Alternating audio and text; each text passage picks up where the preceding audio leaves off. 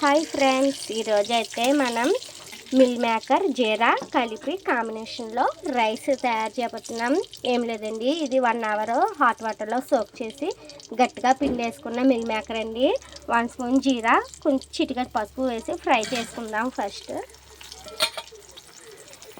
అండి ఇలా ఫ్రై అవ్వాలి. ఈ ఫ్రై అంతా కూడా మనకి హై ఫ్లేమ్లోనే ఫ్రై అవ్వాలండి. దీంట్లో కొంచెం సాల్ట్ వేద్దాం, చప్పగా ఉండకుండా.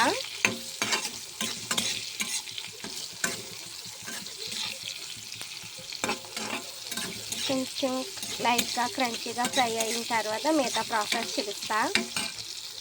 ఇంకోండి, ఇప్పుడు కరివేపాకు, అల్లం వెల్లుల్లి పేస్ట్, ధనియా పౌడర్, జీరా పౌడర్, గరం మసాలా, కారం, సాల్ట్, కరివేపాకు అండి, అల్లం వెల్లుల్లి పేస్ట్ ఇవన్నీ కూడా ఇందులో వేసేసుకుందాం.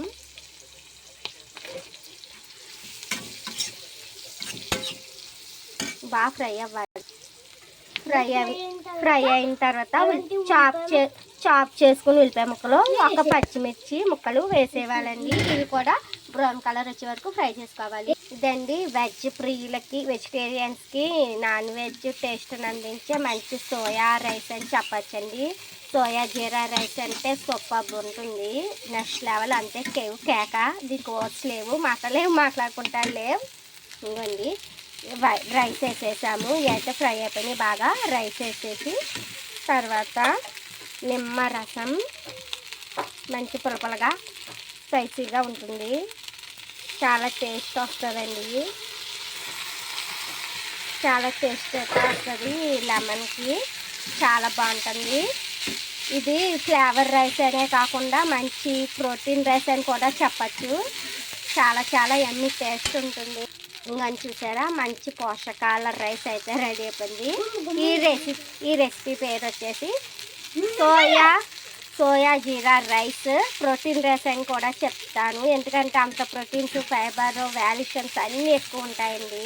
స్టవ్ ఆఫ్ చేసుకుంటున్నాం. వేడి సోయా జీరా రైస్ అయితే రెడీ అయిపోయింది. ఈ వీడియో మీకు నచ్చిందా అయితే లైక్, షేర్, సబ్స్క్రైబ్ చేయండి.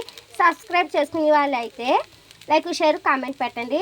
సబ్స్క్రైబ్ లేదు, ఉత్తిన చూడకూడదండి. పాపం చెప్పాను కదా లాస్ట్ వీడియోలో, అందుకని చెప్పి సబ్స్క్రైబ్ చేసుకుని వీడియో అయితే లైక్ కొట్టండి. బాగా నచ్చితే షేర్ ఇవ్వండి, ఇంకా బాగా నచ్చితే సబ్స్క్రైబ్ కూడా చేసేయండి. ఉంటాను friends, bye, tata, see you.